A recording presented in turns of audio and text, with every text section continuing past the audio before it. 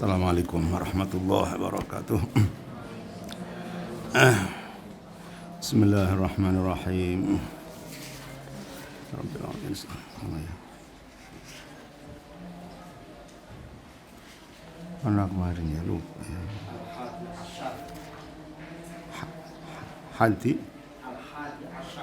Al-Hadi Ashar. Oh ya. Oh. Tak mayaribuk sudah kan? 12 ya. Oh. Bismillahirrahmanirrahim. Al-Hadits Tsani Asyarah. Hadis yang ke-12.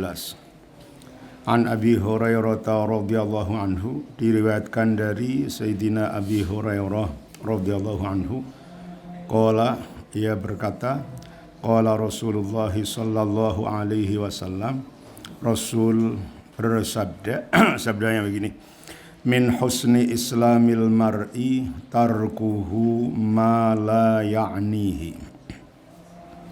Pendek sekali hadisnya itu. Min husni islamil mar'i, termasuk sempurnanya termasuk kesempurnaan agama seseorang, tarkuhu ma la ya'nihi, adalah apabila ia mau meninggalkan sesuatu yang tidak berguna baginya, ya, sesuatu yang tidak bermanfaat baginya. Ya. Ini hadis pendek tapi oleh para ulama digolongkan menjadi salah satu hadis yang sangat-sangat penting untuk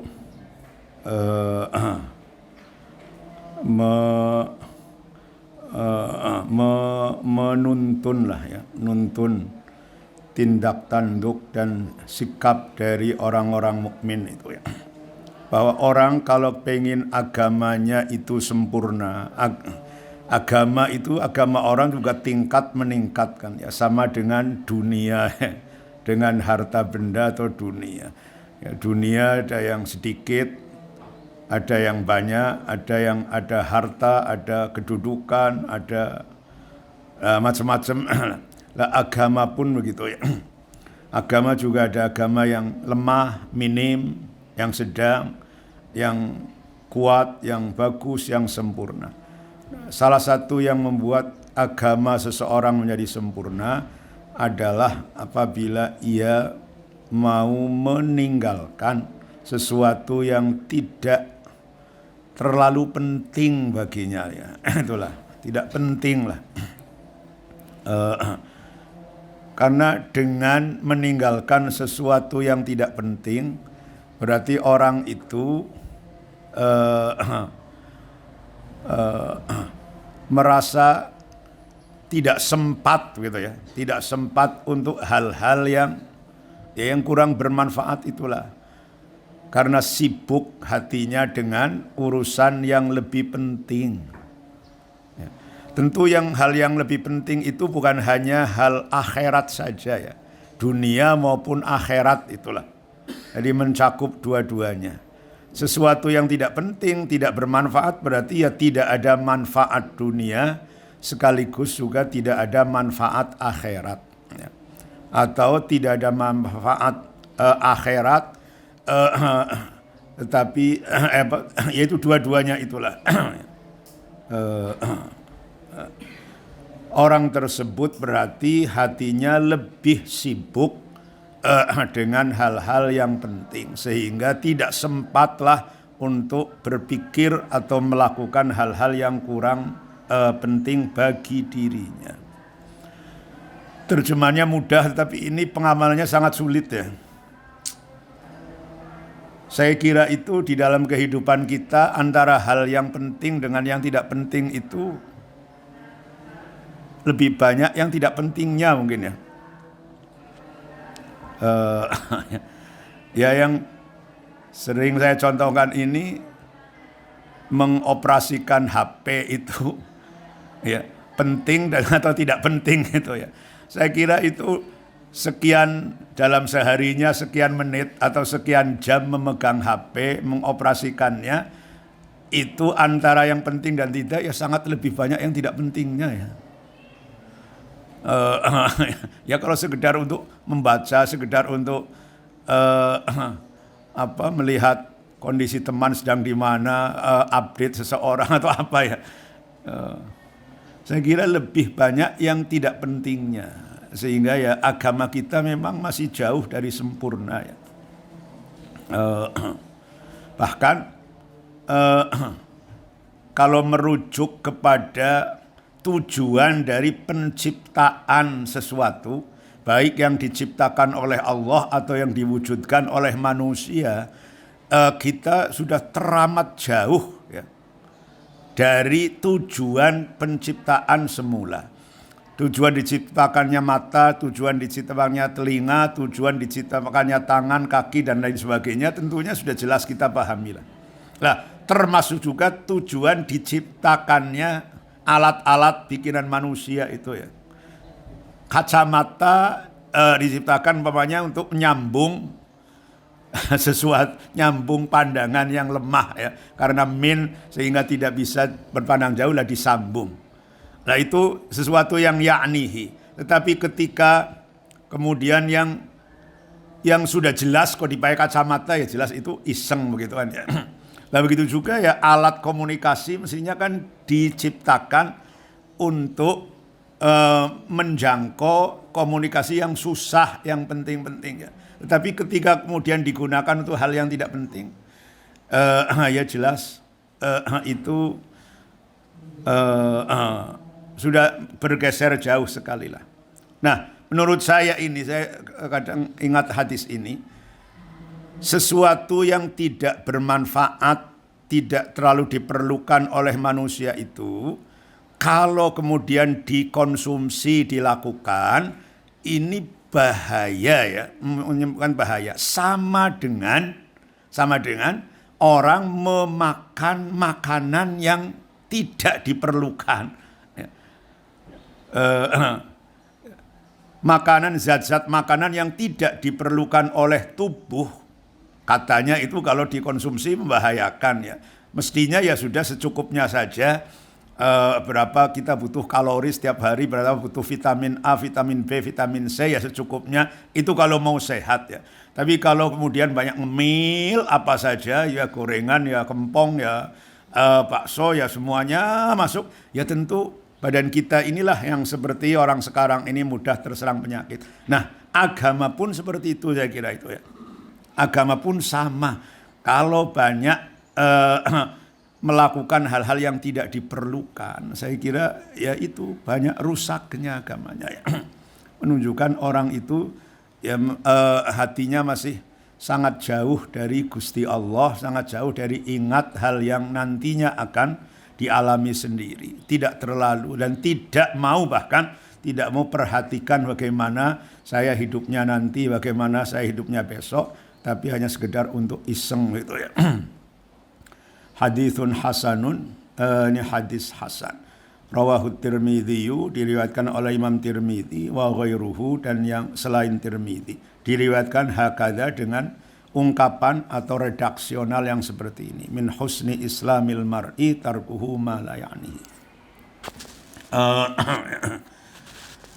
Nah inilah penyakit manusia zaman modern saya kira itu ya. Semuanya itu sudah terjerat melakukan dan tersandra oleh hal-hal yang sebetulnya tidak dibutuhkan dalam kehidupan duniawi, apalagi kehidupan ukhrawi. Al-haditsus tsalitsah asyar, hadis yang ke-13. An Abi Hamzah, dari Abi Hamzah, Anas bin Malikin, yaitu Sayyidina Anas bin Malik radhiyallahu anhu, khadimi Rasulillah, yaitu pembantunya utusan Allah Subhanahu wa taala, sallallahu alaihi wasallam, anin Nabi, dari Nabi sallallahu alaihi wasallam. Anas bin Malik itu pembantunya Nabi sejak dari usia 10 tahun ya. Ibunya Anas adalah Ummu Sulaim. Ummu Sulaim itu istrinya Abu Thalhah. Ibunya Anas bin Malik. Sebelumnya suaminya bernama Malik, melahirkan Anas itu. Nah, kemudian Malik meninggal, digantikan suami oleh Abu Thalhah. yang punya cerita ketika anak bayi Abu Thalhah itu sakit, ya, kemudian Ummu Sulaim setelah sakit kemudian meninggal, tetapi disamarkan oleh Ummu Sulaim. Ternyata Ummu Sulaim tidak memberitahu kepada Abu Thalhah bahwa anaknya meninggal. Justru Ummu Sulaim malam itu berdandan sampai kemudian tidur bareng dengan Abu Thalhah. Setelah selesai, itulah selesai, baru kemudian bertanya, kalau ada titipan diambil sama yang punya gimana Abu Thalhah? Ya titipan diambil samanya ya sudah seyogianya. Nah kemudian baru, nah itu anakmu diambil oleh Allah itu. Wah kaget itu ya. Nah ini yang ibunya Anas. Nah, Ummu Sulaim itu dengan Kanjeng Nabi akrab sekali ya. Nabi itu sering bertemu Ummu Sulaim juga sowan pada Nabi. Bahkan pernah suatu hari siang bolong Nabi tidur di rumah Ummu Sulaim, yang kemudian karena tidur siang keringatnya bercucuran dan keringatnya itu diwadahi oleh Ummu Sulaim. Diadangi lah, ya, diadangi. Nabi terbangun kaget, Ummu Sulaim, kenapa kau itu keringat saya diadangi begitu? Ummu Sulaim menjawab, ini buat minyak wangi, ya. Ini buat minyak wangi karena orang berapa? Karena itulah ya boleh orang bertabarukan, ngambil berkah dengan bagian-bagian tubuh Nabi itu. Ya. Nah, Ummu Sulaim punya anak Anas namanya. Ketika kecil diserahkan pada Nabi, Nabi, ini anak saya si Anas, tolong biar jadi pembantu panjenengan. Akhirnya sejak dari usia 10 tahun jadi pembantu Nabi. Dan sampai Nabi wafat, Anas pernah bercerita, saya jadi pembantu Nabi sampai akhir hayat beliau. Tidak pernah sekalipun beliau itu menegur saya, Anas, kenapa kau lakukan ini? Anas, kenapa kau tidak lakukan ini? Ya, tidak pernah sama sekali itu katanya. Qala, Nabi berkata, la yu'minu ahadukum hatta yuhibba li akhihi ma yuhibbu li nafsihi. Ya, ini hadis yang sangat terkenal sekali lah ya. Panjenengan semua insyaallah sudah sangat sering sekali mendengar ini. Ya. Seseorang di antara kalian tidak atau belum dianggap sempurna imannya kecuali jika bisa mencintai hal-hal yang dicintai untuk dirinya, juga dicintai untuk saudaranya. Ya, sehingga mau menyikapi atau mencintai mencintai orang lain seperti mencintai dirinya sendiri, begitulah. Ya. Kalau dirinya sehat itu senang, kalau orang lain sehat ya ikut senang. Kalau orang lain itu punya uang banyak senang karena dia sendiri kalau dirinya sendiri punya uang banyak senang. Begitulah. Nah ini berarti keimanan itu sangat belum sempurna. Manakala rasa setia kawan itu masih kecil. Ya. Ini apa ya? Terkadang saya itu berpikir begini itu ya. Setiap habis sholat, kita itu membaca istighfar untuk diri kita, untuk kedua orang tua, dan kemudian merata untuk semua orang Islam. Bahkan semua orang Islam itu disebutkan baik yang masih hidup maupun yang sudah mati. Astaghfirullahaladzim li wali walidayya wali ashabil hukuk, guru-guru atau siapapun guru kita, dan kemudian wali jami'il muslimin wal muslimat wal mu'minin wal mu'minat, untuk orang-orang Islam, orang-orang mukmin laki maupun perempuan, al ahya'i minhum wal ammat, yang hidup maupun yang mati. Nah, kalimat itu mestinya mencerminkan bahwa seorang muslim itu merasa setia kawannya itu sangat kuat. Ya, sehingga setiap orang Islam dimintakan ampunan. Gusti, ampunilah saya, orang tua saya, dan guru-guru saya, atau siapapun yang saya punya hak kepadanya, dan seluruh orang Islam, tolong ampuni Gusti. Setiap sholat itu seperti itu, saya kira itu sunnah. Nah, tetapi kenyataan di lapangan itu sangat jauh ya. Kenyataannya menjadi sangat jauh dari istighfar yang diucapkan itu. Ya, kenyataan seperti apa kita semua panjenengan semua sudah mengetahui sendirilah bagaimana itu soal kerukunan antar sesama muslim. Masya Allah, semakin ke sini apalagi di alam bebas seperti sekarang ini,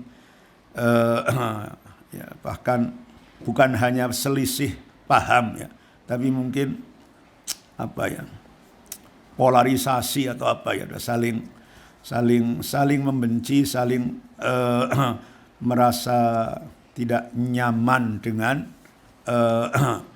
orang yang berbeda walaupun sama-sama Islamnya itulah. Nah, ini mana itu la yu'minu ahadukum hatta yuhibba li akhihi ma yuhibbu li nafsihi, mana itu ya. Hampir kosong blong itu ya. Al haditsur rabi'a asyara, hadis yang ke-14. An Ibnu Mas'udin, diriwayatkan dari Ibnu Mas'ud radhiyallahu anhu. Qala, Ibnu Mas'ud berkata, qala Rasulullah sallallahu alaihi wasallam, Rasul bersabda, la yahillu damu mri'in muslimin illa bi ihda thalath, as-sayyibuz zani wan nafsu bin nafsi wat tariku li dinihi al mufariqu lil jama'ati. Artinya ya, darah seorang muslim tidak halal. Darah itu artinya nyawa ya. Di dalam hadis kalau nyawa itu selalu disebutkan dengan dam, darah itu ya. Kenapa? Karena dulu namanya membunuh orang itu ya menumpahkan darah itu ya. Sama dengan di Quran itu malaikat menyipati manusia itu wayasfikud dima'a, menumpahkan darah, maksudnya adalah membunuh. Maksudnya tidak ada nyawa orang Islam yang halal untuk dilepas. Nyawa orang Islam semuanya dihormati, dihargai, suci, tidak boleh diganggu, kecuali kalau salah satu dari 3 hal dilakukan olehnya. Yang pertama apa itu? As-sayyibuz zani. Sayyib ini orang yang sudah pernah menikah dan berhubungan suami istri di dalam secara sah di dalam pernikahan, itu namanya sayyib ya. Sayang sekali kalau di pondok banyak atau umumnya para ustadz maknani sayyib itu rondo gitu ya. Ini keliru sebetulnya ya, keliru ya. Sayyib itu lawannya bikr. Bikr ini perempuan atau laki atau perempuan yang belum pernah berhubungan suami istri. Itu namanya bikr. Lawannya sayyib. Sayyib itu adalah laki atau perempuan, bukan hanya perempuan saja. Laki maupun perempuan yang sudah pernah berhubungan suami istri secara sah. Baik sekarang itu punya suami, punya istri, ataupun tidak. Itu namanya sayyib. Nah, sayyib zani, orang yang sudah pernah berhubungan suami istri kok berzina. Lah itu baru nyawanya atau darahnya halal gitu ya. Nah, halal dengan apa? Yaitu dengan hukuman, yaitu hukumannya hukuman mati, dirajam itu ya. Ya tentu yang mengeksekusi tentu pemerintah, bukan halal begitu saja langsung siapapun boleh membunuh orang yang zina muhson, ya tentu tidak itu ya. Ini satu. Yang nomor 2, an-nafsu bin nafsi. Yang nomor 2 adalah orang yang membunuh orang lain, itulah nafsu bin nafsi. Baru orang itu halal dibunuh, yaitu dengan kisos itu manakala ahli waris dari korban menuntut. Halal. Wattarik lidinihi al-mufariq lil jamaah. Yang ketiga ialah orang murtad, orang yang meninggalkan agama Islam, ya, meninggalkan saudara-saudaranya kaum muslimin, berpindah ke agama lain. Ya, hanya itu saja yang boleh atau yang bisa dihukum mati lah ya. Bahasa sekarangnya itu yang bisa dihukum mati. Tidak ada kejahatan lain yang sampai membolehkan adanya hukuman mati. Ya hanya 3 itu saja. Nah ini yang di dalam pemikiran modern ini sering menjadi bahan diskusi ataupun banyak yang menentang, katakan menentang, atas dasar hak asasi manusia. Ya, bagi yang tidak suka atau tidak mau menerima hukuman mati atas 3 orang itu, selalu berdalih dengan hak asasi itulah manusia ini. Begini ya, ini agama Islam itu dalam memandang hak asasi memang berbeda dengan pemikiran sekarang inilah. Aturan agama yang bermacam-macam, mulai dari aturan ibadah, bersuci, sholat, dan seterusnya, sampai aturan perdata menyangkut harta benda, sampai pidana, sampai macam-macam itu semuanya, itu hanya bertujuan kalau disimpulkan, ini kan untuk memelihara dan melindungi 5 atau 6 hal yang disebut maqasidus syariah itu. Tujuan utama syariat yaitu 6 itu. 1 melindungi agama, 2 melindungi nyawa, 3 melindungi harta, 4 melindungi nasab, 5 melindungi akal, 6 melindungi harga diri. Itu 6 hal itu yang menjadi sasaran dari seluruh aturan syariat Islam itu loh. 1 melindungi agama, karena agama harus dilindungi. Jangan sampai agama dilecehkan, agama itu dinodai. Nah, agama di bawahnya adalah nyawa. Nyawa harus dilindungi. Karena itulah orang yang membunuh orang dengan sengaja kena hukuman qisas untuk melindungi nyawa. Itu. Dan seterusnya, tidak boleh ada nyawa itu di nyawa orang, kemudian roh orang, nyawa orang dilenyapkan, tidak boleh sama sekali, kecuali kalau orang itu sampai merusak agama tadi. Yang ketiga adalah harta. Harta sangat dilindungi. Secuil pun harta orang yang tanpa ridho haram hukumnya. Karena itu adalah ada hukuman-hukuman yang berat, hukuman pencuri sampai dipotong tangannya umpamanya, demi melindungi harta benda. Yang ketiga melindungi nasab, yaitu dengan cara mengharamkan berzina dan menerapkan hukuman yang ketat, yang berat sekali terhadap pelaku perzinahan demi melindungi nasab. Karena kalau tidak dihukum berat dan kemudian banyak perbuatan zina, maka nasab manusia menjadi tidak jelas. Kalau nasab tidak jelas menjadi seperti binatang. Yang kelima melindungi akal. Karena akal itulah sesuatu yang paling berharga yang dimiliki oleh manusia. Sehingga diterapkanlah hukuman minum khamr, hukuman mabuk karena minum minuman keras itu. Nah, yang kelima itu melindungi harga diri. Nah, harga diri itu ya, manusia ini punya harga. Harga diri adalah sesuatu yang apabila terlecehkan, orangnya merasa malu itu ya. Orang tidak boleh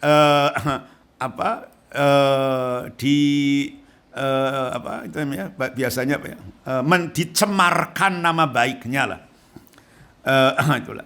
Nah, karena itu pula kemudian agama Islam atau syariat Islam menerapkan hukuman qadzaf. Qadzaf itu adalah tuduhan zina. Ya, seseorang yang dituduh berzina tanpa ada saksi 4 yang melihat langsung, maka orang itu bisa menuntut si penuduh untuk dihukum. Hukumannya berat sekali, cambuk sampai 80 kali. Dan kemudian orang itu sudah dicap sebagai orang fasik, tidak bisa diterima kesaksiannya kalau ada persidangan. Ini hanya nuduh. Dan nuduh itu tidak harus mengatakan kau berzina. Pokoknya yang mengarah kepada tuduhan melakukan zina, semuanya kena gitu. Nah, ini as-sayyibu zani. Kenapa dulu orang dituduh zina itu malu bukan main? Ya. Ya. Jadi kita jangan tersandra oleh kondisi sekarang ya. Kondisi normalnya kalau orang itu sampai melakukan perzinahan dan kemudian dilihat orang, ini malunya luar biasa. Walaupun itu dulu zaman jahiliyah. Karena itulah Hindun binti Abi Sufyan ketika masih musyrik itu, ketika dibeat oleh Nabi jangan berzina, Hindun itu heran, mana mungkin ada orang merdeka zina. Gitu. Zina itu ya amat, itulah orang merdeka, tidak ada Nabi, begitu ya. Jadi sangat malu bukan main. Saya pernah baca bukunya Hamka itu dulu ya, Dr. Hamka itu menerangkan di Padang zaman dahulu, zaman dahulu masyarakat Padang Sumatera Barat itu kalau ya punya anak perempuan kok hamil di luar nikah, itu sesuatu yang sangat jarang terjadi. Itu konon zaman dulu itu nanti si anak itu diajak oleh ibunya, diajak nyuci ke sungai, ya seperti layaknya mau nyuci biasalah, ayo sungai. Ibunya dengan lemah lembut mengajak itu, tetapi tidak tahunya si ibu itu sudah menyelipkan pisau di bajunya. Begitu nanti lengah di sungai, si anak yang hamil di luar nikah itu dibunuh, ditusuk di sungai oleh ibunya ya. Kenapa? Menghilangkan aib katanya. Jadi keluarga itu merasa aib yang luar biasa. Kalau terjadi seperti itu, mendingan dibunuh sekalian. Itu ya, tentu itu ya tidak benar. Lah itu perasaan harga diri yang dicemarkan oleh si anak itu loh. Apalagi sebagai pelakunya, keluarganya aja ikut malu yang luar biasa. Nah, karena itulah kalau orang sayyib kok zani, ya, kalau masih bujang perawan masih ya lumayan begitulah, tidak terlalu namanya. Tapi ini sayyib zani karena hukumannya menjadi sangat berat, yaitu hukuman mati itu tadi, hukuman mati. Jadi ini salah satu perbedaan. Undang-undang HAM sekarang mungkin tidak sampai berpikir ke situ bahwa harga diri manusia itu harus dilindungi seaman-amannya. Tetapi syariat mengatakan manusia harus dilindungi harga dirinya, sehingga yang mencemarkan harga diri termasuk ini tadi orang berbuat zina padahal dia sudah pernah menikah, nah hukumannya berat sekali, mati. Itulah. Nah kemudian yang jadi perbincangan zaman sekarang juga orang murtad ya. Kalau kisos tidak terlalu ya, kalau orang membunuh kemudian dikisos, untuk zaman sekarang ya tidak terlalu jadi perbincangan. Jadi perbincangan mungkin itu hukuman mati secara keseluruhan yang banyak yang menolak, sekarang dianggap keji, dianggap kejam, dianggap sadis dan lain sebagainya. Tetapi kisos sendiri tidak terlalu jadi masalah. Yang sering sekali mendapat masalah sorotan adalah tadi itu soal hukuman pezina. Yang nomor 2 ini hukuman orang murtad. Ya, orang yang sudah masuk Islam, kemudian keluar dari agama Islam, lah kok dihukum mati. Ya, memang agama itu paksaan, kata orang sekarang ini. Orang kalau sudah Islam harus Islam seterusnya, tidak boleh pindah agama. Padahal agama itu juga hak asasi, keyakinan itu hak asasi. Nah, karena itulah orang bebas saja. Hari ini beragama A, besok beragama B, lusa beragama C. Ya boleh-boleh saja dong, itu hak asasi. Tetapi Islam tidak memandang seperti itu ya. Tidak memandang. Kenapa? Ya, Islam memandang bahwa orang yang sudah menganut Islam ini kan sudah berada di jalan yang benar. Ya. Dan Islam itu sendiri itu harus disiarkan, tidak boleh ada yang menghalang-halangi. Kalau ada yang menghalang-halangi, kemudian nyawa pun boleh dikorbankan yaitu jihad itulah. Ya, jihad itu kan memerangi orang-orang yang menghalangi laju agama Islam. Jadi sudah pernah saya sampaikan barangkali, agama Islam memandang bahwa Islam itu seperti air dan oksigen. Oksigen itu ya, yang menjadi kebutuhan setiap manusia itu. Tidak ada manusia hidup tanpa air atau tanpa oksigen. Sehingga air oksigen itu tidak boleh monopoli, dikakaih oleh seseorang. Karena ini kebutuhan setiap orang. Adapun ketika air itu bisa mengalir kemana saja, kemudian ada orang yang tidak mau mengambil dan memanfaatkan, lah itu terserah, resikonya ditanggung sendiri. Sungai keruh ngalir sampai Buaran sampai mana, tidak boleh orang benda membendung sungai keruh sehingga yang di Bumiayu tidak dapat, itu tidak boleh. Kalau terjadi seperti itu, orang yang di bawah Bumiayu berhak untuk melawan orang benda secara fisik, boleh, karena akan mematikan orang banyak di Bumiayu. Adapun setelah mengalir ke Bumiayu, kok di Bumiayu banyak orang yang tidak mau ngambil, tidak mau manfaatkan, lah itu resiko sendiri, terserah. Lah agama pun seperti itu, menjadi kebutuhan orang banyak. Ya, ketika agama itu ada yang menghalangi, bisa dilawan secara fisik. Tetapi ketika tidak terhalang, kemana saja bebas, orang tidak mau menerima, tidak mau masuk Islam, lah enggak apa-apa itu. Ditanggung sendiri resikonya. Itu ya. Nah, karena konsep yang seperti itu, maka kalau ada orang sudah masuk Islam, kemudian keluar Islam, nah ini hukumannya itu tadi, hukuman mati itu ya, karena membahayakan agama itu, ya boleh jadi akan membuat orang lain, orang yang tadi yang masih Islamnya belum begitu kokoh, akan semakin goncang. Oh itu si A saja itu keluar kok, begitu. Atau di sini agama dinodai lah. Nah, padahal agama tadi itu tingkatannya paling atas, di atas nyawa. Nah, orang menodai nyawa saja itu dihukum mati, apalagi menodai agama. Kira-kira seperti itulah. Monggo kalau ada yang mau didiskusikan. Rawahul Bukhari wa Muslimun, ini hadis riwayat Imam Bukhari dan Imam Muslim.